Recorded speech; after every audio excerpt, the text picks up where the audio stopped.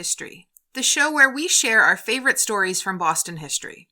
This is episode 51, The Confederates on Boston Harbor. Hi, I'm Nikki. And I'm Jake.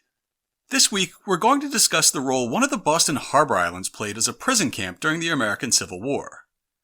Thousands of Confederate soldiers, diplomats, and politicians would be imprisoned behind the walls of Fort Warren on George's Island during the war, as well as civilian political prisoners from border states. Eventually, the fort would become the site of this Union State's only Confederate monument. But before we talk about the Confederates on Boston Harbor, it's time to take a look at what's coming up this week in Boston history. Monday is October 23rd, and on October 23rd, 1855, the third National Exhibition of the United States Agricultural Society opened in Boston. Imagine a fair like the Big E, but instead of being for a group of states, it was for the entire country. A grand national exhibition of stock, cattle, horses, sheep, and swine, open to competition to all the states of the Union and the British provinces, will be held by the United States Agricultural Society in the city of Boston on Tuesday, Wednesday, Thursday, Friday, and Saturday, October 23rd, 24th, 25th, 26th, and 27th. The city of Boston has generously granted to the society, for present use, a fine public square of 50 acres at the south end, bounded by Harrison Avenue, Chester, Albany, and Brookline streets. There were prizes for the different classes of stock adding up to over $10,000. In the middle of October 1690, a fleet of 32 ships out of Boston, carrying about 2,000 militiamen under Massachusetts Governor William Phips, arrived at the French stronghold of Quebec. They sent an emissary to the French governor with a tersely worded letter demanding his immediate surrender. The messenger then said that Governor Frontenac had 1 hour to reply, and pulled out his pocket watch. One can almost imagine him tapping his toe impatiently. Frontenac was enraged, and it was only because a bishop intervened that he did not have the messenger hanged immediately in full view of the New England fleet. Instead, he gave his response. "I have no reply to make to your general other than from the mouths of my cannons and muskets." For the next few weeks, French militia harassed the Massachusetts forces as they tried to set up a siege line around the city, while French cannons firing from the hills around the city laid waste to the English fleet. On October 24th, after negotiating a prisoner exchange, Governor Phips ordered the Massachusetts forces to retreat. The defeat of the New Englanders was complete, with nothing to show for the loss of half the fleet. About 30 men were killed in combat, while up to 1,000 died from shipwreck and disease. The governor of New York would lament, "The whole country from Pemaquid to Delaware is extremely hurt by the late ill-managed and fruitless expedition to Canada, which hath contracted 40,000 pounds in debt, and about 1,000 men lost by sickness and shipwreck, and no blow struck for want of courage and conduct in the officers." It was not the Massachusetts militia's finest hour. Wednesday is October 25th. On October 25th, 1848, over 300,000 people gathered on Boston Common for a great water celebration. The Frog Pond was at the center of attention, and as the sun set, dignitaries opened a valve, and a stream of water shot up some 80 feet in the air from the center of the pond. Finally, Boston had found the source of clean water that it had been seeking for over 200 years. Since the first Puritan settlers settled on Boston Harbor in 1630, finding an adequate source of clean, reliable drinking water had been an ongoing challenge.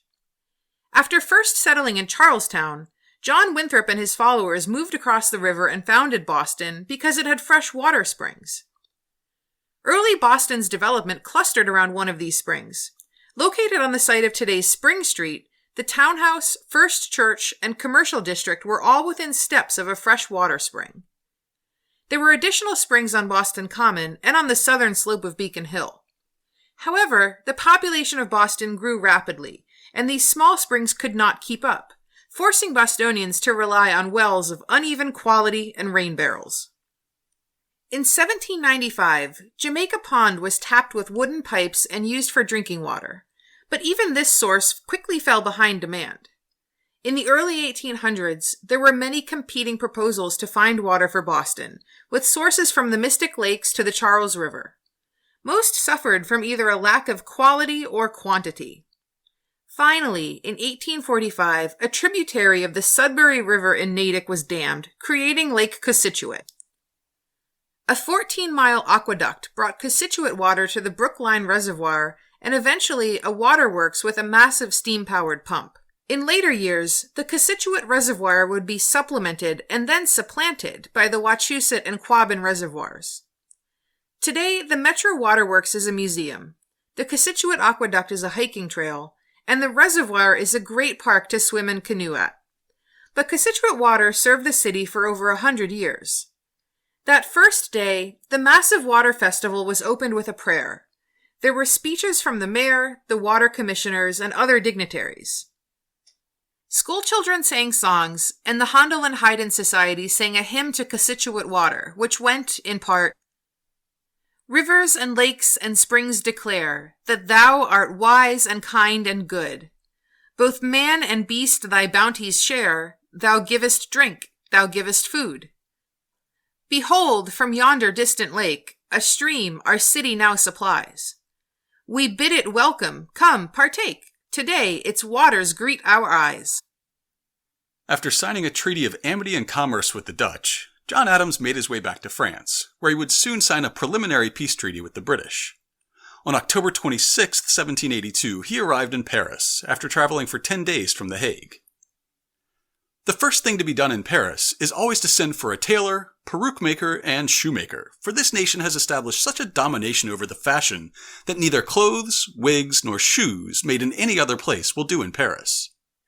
This is one of the ways in which France taxes all of Europe and will tax America. It is a great branch of the policy of the court to preserve and increase this national influence over the mode, because it occasions an immense commerce between France and all the other parts of Europe. Paris furnishes the materials and the manner to both men and women everywhere else. Oh, such a hatred for high fashion. Reason 4332 why I'm Team Adams for life. Friday's October 27th. After a decade of urban renewal that saw entire neighborhoods razed and replaced by office towers and strip malls, the Boston Redevelopment Authority was hungry for new projects.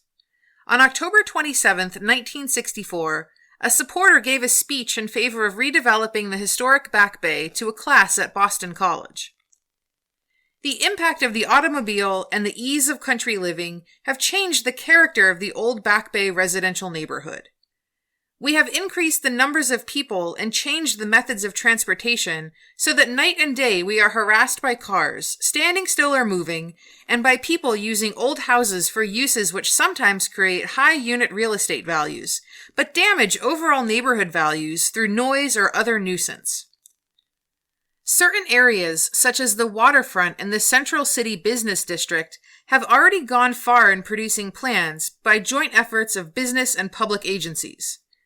Plans for revitalizing and rebuilding centers of great economic vitality have been completed or will soon be. Because of its comparative newness and its obviously dynamic attraction for economic enterprise, the Back Bay could by no stretch of the imagination be classified as ready for standard urban renewal treatment. And yet, the signs of early decay have become obvious to the keen observers of trends.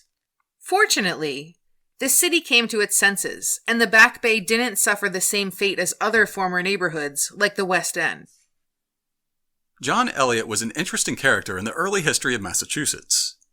He had been a teacher in England until he was forced to leave for New England because of his Puritan beliefs.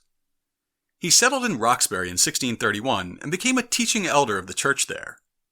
Eventually, he became convinced that he was being called to spread the gospel to the Native Americans of New England.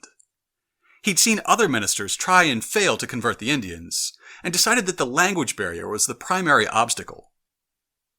He set out to learn the Algonquian dialects of the local tribes. Eventually, he was ready to give it a try, and he approached the Massachusetts leader Waban at his home in Nonantum, in today's Newton. Eliot's journal would record, "Upon October 28, 1646, 4 of us, having sought God, went unto the Indians inhabiting within our bounds, with desire to make known the ways of their peace to them." This was the first time the Massachusetts people had heard a Christian sermon translated into their own language. Eliot saw some success, with Waban choosing to be converted, along with some of his many followers. In the coming years, Eliot would translate the entire Bible into the Massachusetts dialect, and he wrote books on other Algonquian dialects. In 1651, the colony set aside a new town called Natick to be settled by Eliot's converts, who became known as Praying Indians. Within 2 decades, there were 14 praying towns, and some estimates say that 20% of the Native American population of Massachusetts had converted to Christianity.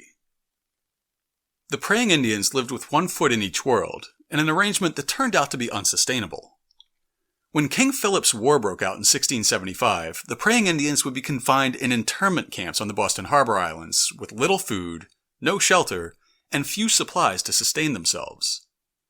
Disease, starvation, and winter's cold took their toll. Of between 500 and 1,000 who went into the camps, only 167 survived to be released the following year. While they were gone, 10 of the praying towns were dissolved and their homes were destroyed. Smaller communities survived into the 18th and even the 19th century, though their numbers dwindled and their languages nearly went extinct. Finally, Sunday is October 29th, and on October 29th, 1901, police in Amherst, New Hampshire, arrested a nurse who was suspected of murder. Honora Kelly had been born to Irish immigrants in 1857, but raised in an orphanage from the time she was 6 years old. She was placed as an indentured servant in the home of Mrs. Ann Topin when she was just 8, and eventually changed her name to Jane Topin. After being left at the altar at age 19, she studied to become a nurse at Cambridge Hospital, completing her training in 1887. It was while she was at Cambridge Hospital that she developed a sexual fetish for experimenting on her patients with morphine and atropine. She would administer morphine until they were in a near-death state of coma, then give them atropine to revive them. Sometimes she would climb into their beds and caress them as she repeated this process over and over. Later, she said, "When the climax of my mania passed, I realized what I had done. I have known that my patients were dying. Then my greatest thought was to resuscitate them. I have then worked over them, trying to bring them back to consciousness. I have sent for doctors and other nurses and tried my best to save them. Sometimes I have been successful, but many times the poison was too much. They were beyond recovery and they died." Despite the list of bodies that began to pile up around her, she transferred to Massachusetts General Hospital in 1889, where she killed at least 3 more patients before being fired for theft. She began working as a private nurse, and along the way she killed more patients, including entire families. She killed landlords that she owed rent to, a friend whose job she hoped to steal, and eventually her foster sister in 1899, saying, "I held her in my arms and watched with delight as she gasped her life out." When she was arrested, she confessed to 31 murders, although she was suspected of killing as many as 100 people. A jury deliberated for just 27 minutes before finding her not guilty for reason of insanity. She was committed for life to the Taunton Insane Hospital, and you can learn more in episode 7. On that cheerful note, let's move on to this week's main topic.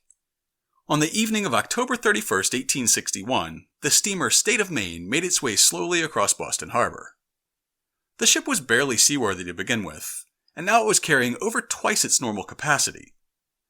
There were almost 800 people on board, of whom over 600 were Confederate prisoners of war, recently captured on the battlefield near Hatteras Inlet, North Carolina.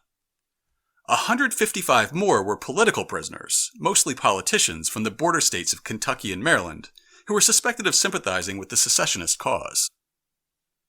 As they came into the Narrows, George's Island rose up on the port side. On its shores, the tall granite walls of Fort Warren stared back at them impassively. The sight of the fort, and possibly the sensation of a brisk New England breeze on a fall night, left these Southerners unenthused. One of them would later describe Fort Warren in a letter home, saying, "A more desolate place could not be imagined anywhere this side of the Arctic regions." As impressive as it may have looked from the water, Fort Warren was not ready to receive this massive influx of prisoners. The commandant of the fort, Colonel Justin Dimmock, had been told to expect 100 political prisoners, so he didn't have sufficient beds or supplies for an initial arrival of 800 men. Beyond that, the fort itself wasn't even finished yet. A Massachusetts general would describe the state of our coastal defenses at the outbreak of the war. The casemates were unfit for human occupation. The grounds inside the forts were covered with workshops and wooden shanties, and instead of being a defense to the city and harbor, the fortifications of Boston were a standing menace to them, and invited seizure by the enemy. The entire coast of Massachusetts was open to attack from the sea. Not a fort or an earthwork or a gun was in proper condition. Fort Warren had been under construction since 1833. After the War of 1812, Congress realized that the nation's coastal defenses were in need of a serious upgrade. They appropriated funds for a series of coastal forts that reached from the Penobscot Bay in Maine to the Mississippi Delta near New Orleans, and eventually up the Pacific coast to San Francisco. It wasn't the first time George's Island had been fortified. As early as March 1776, just weeks after the British evacuated Boston, John Adams wrote to Abigail saying, "I can think of nothing but fortifying Boston Harbor. I want more cannon than are to be had. I want a fortification upon Point Alderton, one upon Lovell's Island, one upon George's Island, several upon Long Island, one upon the Moon, one upon Squantum. I want to hear of a half-dozen fire ships and 200 or 300 fire rafts prepared. I want to hear of row galleys, floating batteries built, and booms laid across the channel and the Narrows. No efforts, no expense are too extravagant for me to wish for to fortify that harbor so as to make it impregnable. I hope everybody will join and work until it is done." Fortifications were thrown up on Long Island and on Governor's Island, and the fort at Castle Island was taken over by the Patriots. In 1778, our French allies constructed and garrisoned an earthen fort on George's Island. Their artillery helped to protect our harbor and the French ships that often moored there. Beginning in 1833, Fort Warren was designed, and the construction was overseen by Colonel Sylvanus Thayer, who was known as the father of West Point. It was designed as an irregular pentagon, using most of the surface area of George's Island, and named after Joseph Warren, hero of Bunker Hill. The original construction could mount 200 guns, dominating the Narrows between George's and Lovell's Island, which at that time was the main shipping channel into and out of Boston Harbor. There were 42 similar forts along the nation's coasts, and it's perhaps a good thing that the Civil War combat never came to Boston Harbor. Fort Warren's sister fortifications in the theater of war saw their masonry walls smashed to gravel by the newly invented rifled cannons in use by both sides during the war. The fact that Confederate soldiers were held as prisoners of war in the northern states won't come as a shock to anyone, but the idea of imprisoning civilian politicians, especially those from states that still belonged to the Union, might be a surprise. The political prisoners who arrived in that first batch were mostly from Maryland. George Proctor Kane had been chief of the Baltimore police force, and Baltimore was a hotbed of Southern sympathizers. When the 6th Massachusetts Militia, the first from our state to answer Lincoln's call to arms, passed through Baltimore, they were attacked by a mob. As the troops attempted to change trains, they were met with rocks, bricks, and pistol shots. It was April 19, 1861, anniversary of the battles at Lexington and Concord. 4 Massachusetts men were killed, and 36 were wounded. Marshal Kane led a group of his city police officers to form a buffer between the mob and the soldiers, arguably preventing worse violence. However, his fate was sealed by a telegram he sent that night to secessionists outside the city. Streets red with Maryland blood. Send expresses over the mountains of Maryland and Virginia for the riflemen to come without delay. Fresh hordes will be down on us tomorrow. We will fight them and whip them or die. Since he was already known to support secession, this was the last straw. He was arrested by federal troops and initially taken to Fort McHenry. In Fort McHenry, he was joined by a rogues gallery of Maryland secessionists. Among them was Francis Key Howard, who published a Baltimore newspaper that was strongly in favor of secession. He was also the grandson of Francis Scott Key, who wrote the Star-Spangled Banner while watching the British bombardment of the fort the younger Francis was now locked up in. George Morgan, Clark Durant, and other state legislators were also there, after their plan to set up a secret legislative session outside the capital city of Annapolis in order to pass secession was discovered. By the time they were moved to Fort Warren, half the state Senate and over half the House of Representatives was behind bars. They would jokingly refer to themselves as Maryland's government in exile. On George's Island, they were met by prisoners from Kentucky who were in a similar situation.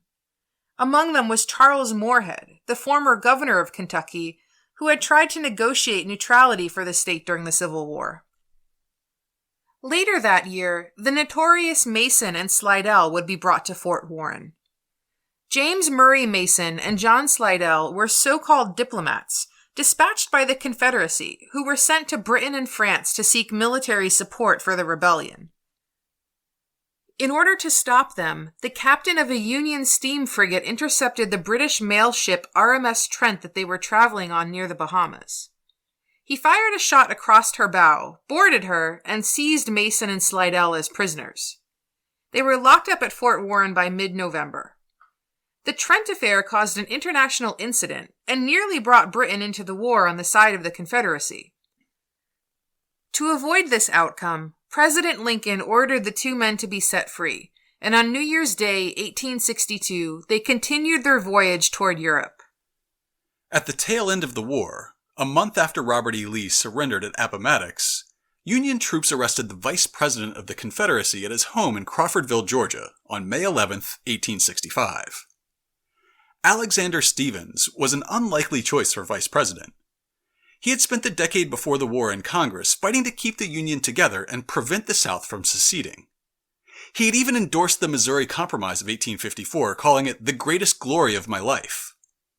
Even at Georgia's secession convention, he urged his fellow delegates to stay loyal to the Union. Once the die was cast, his state sent him to the Confederate Congress, and he was selected as their vice president. In March of 1861, he gave a speech on the nature of the Confederacy that puts to rest the idea that it stood for states' rights, or nobility, or anything other than slavery. Our new government is founded upon exactly this idea. Its foundations are laid, its cornerstone rests upon the great truth that the Negro is not equal to the white man, that slavery, subordination to the superior race, is his natural and normal condition. This, our new government, is the first in the history of the world based upon this great physical, philosophical, and moral truth. After this cornerstone was undermined and ultimately destroyed by federal troops, Vice President Stephens arrived in Boston Harbor on May 25, 1865. He kept a detailed diary of the 22 weeks he spent as a guest on our harbor.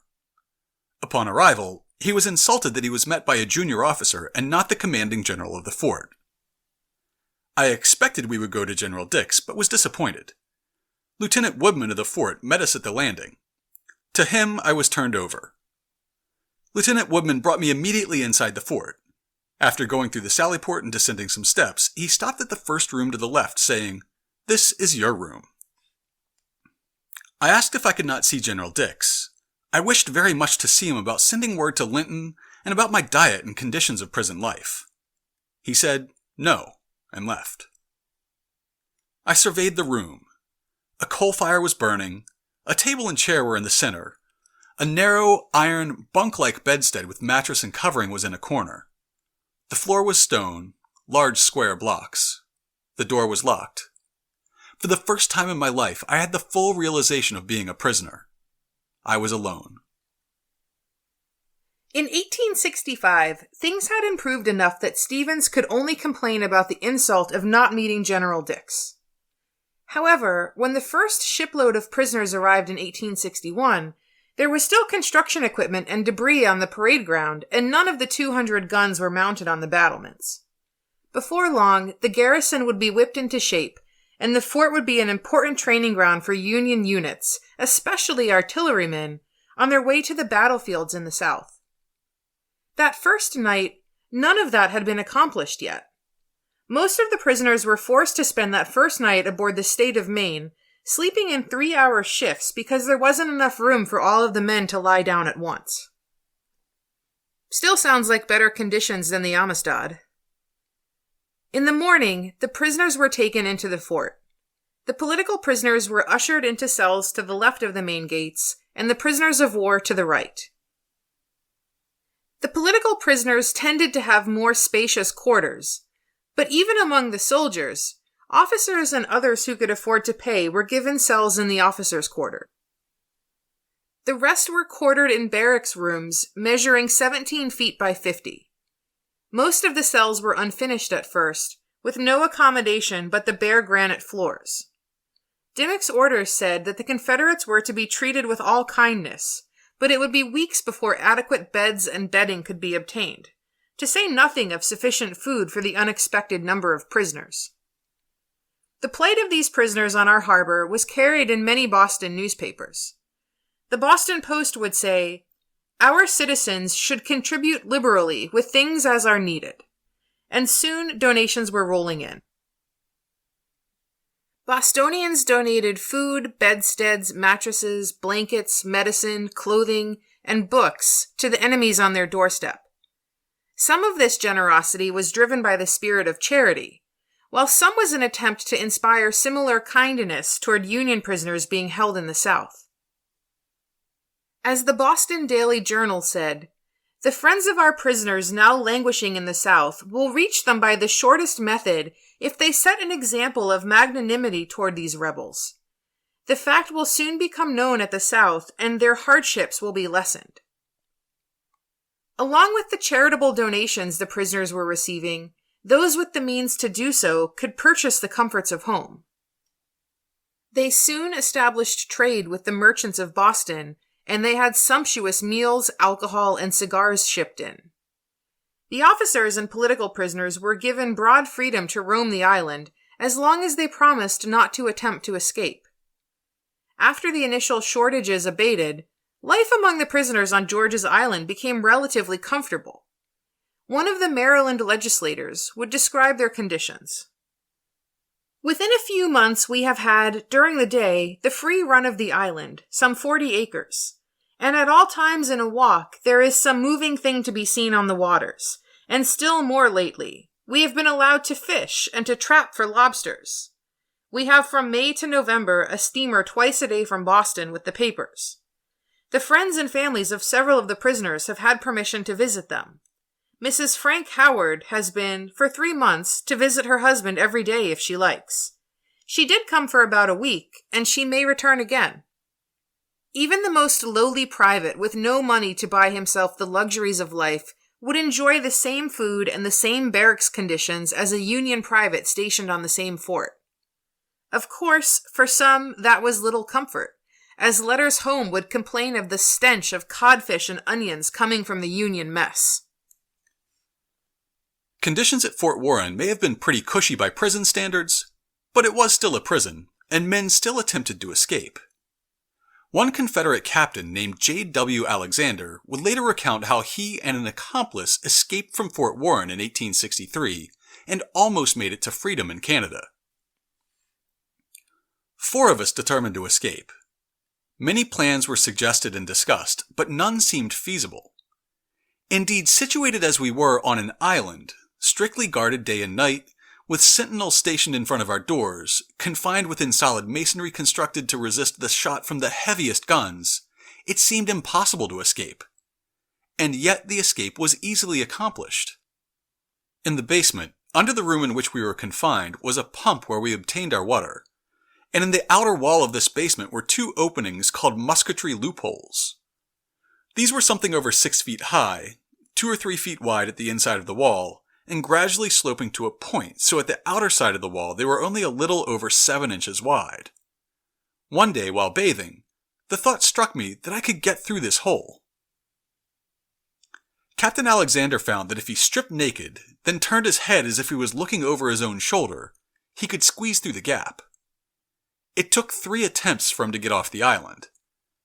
Outside the walls of the fort, the conspirators discovered that it was easy to evade the Union sentinels. As the sentinels walked toward one another, they would lie still in the island's tall grass. When the sentinels met and turned to walk away from one another, they would crawl forward until they were over the seawall.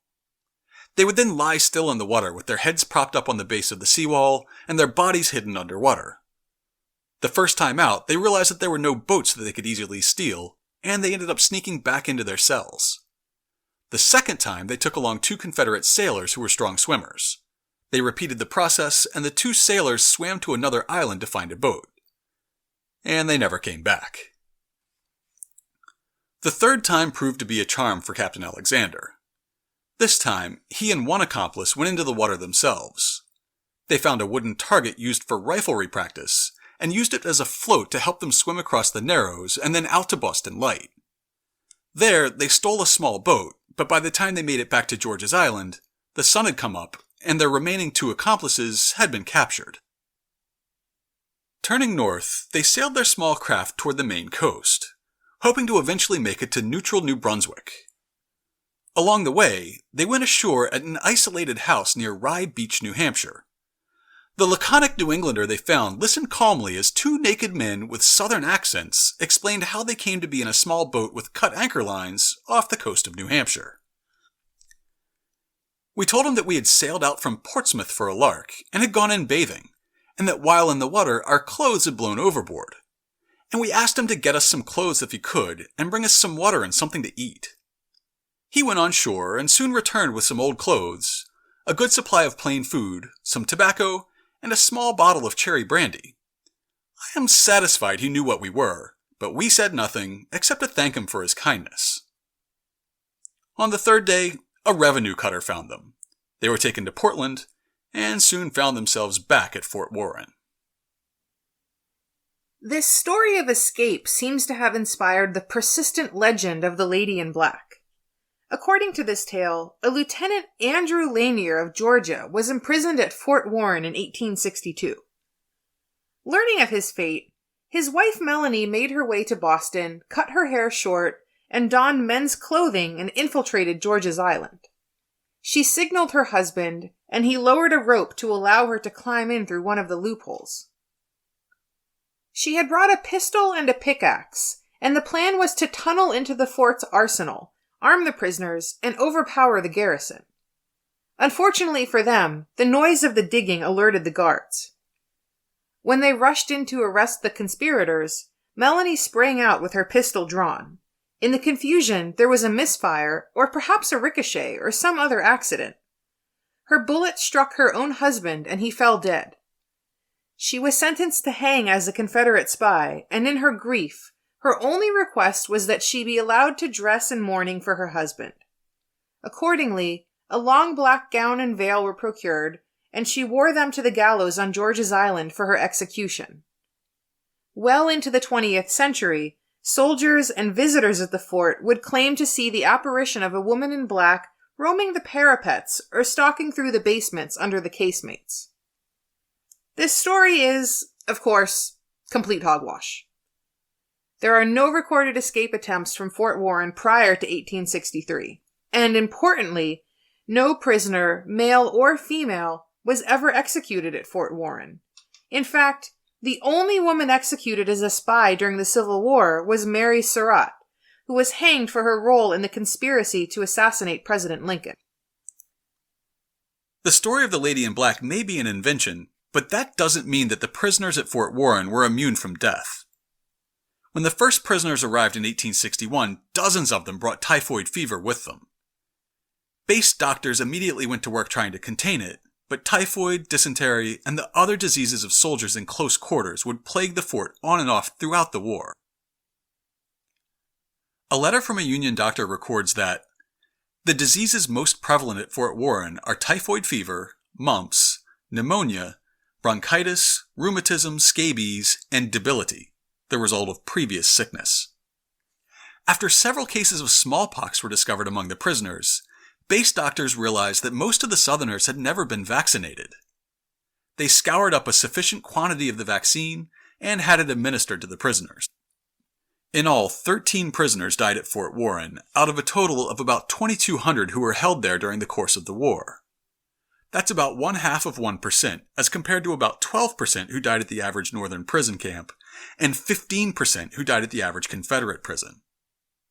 Up to 35% of Union prisoners died at the notorious Andersonville prison camp in Georgia, where they were held without adequate food, access to fresh water, or appropriate sanitation.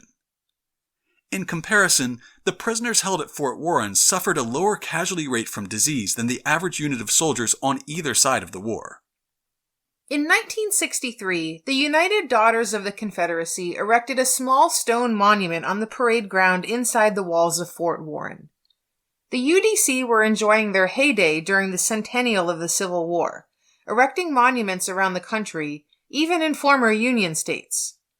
Their ideology treated the cause of the Confederacy as right and just, minimized or ignored the role of slavery in the Civil War, and promoted the idea that the Confederacy was a heroic lost cause to defend the Southern way of life in the face of Northern aggression.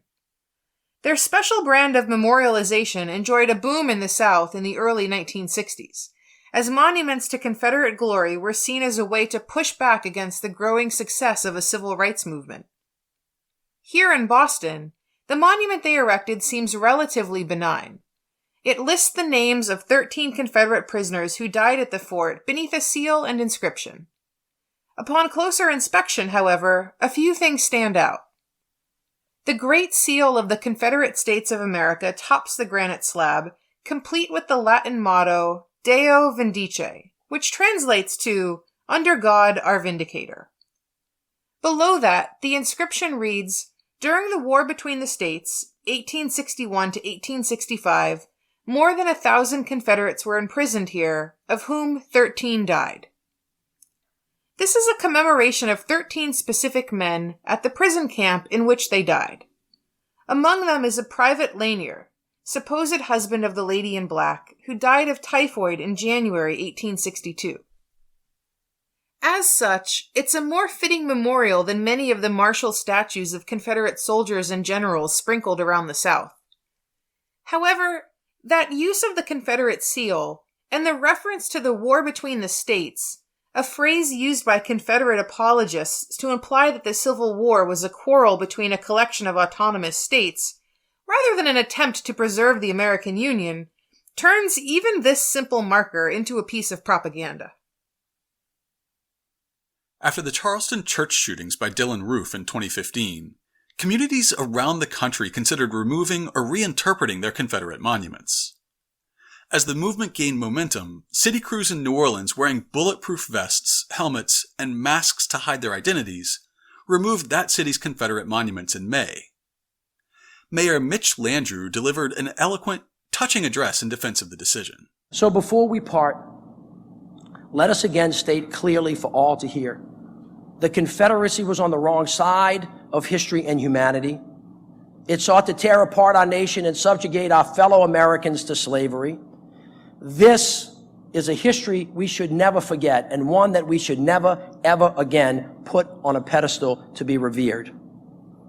As a community, we must recognize the significance of removing New Orleans Confederate monuments. It is our acknowledgement that now is a time to take stock of and then move past a painful part of our history. Anything less would render generations of courageous struggle and soul searching a truly lost cause.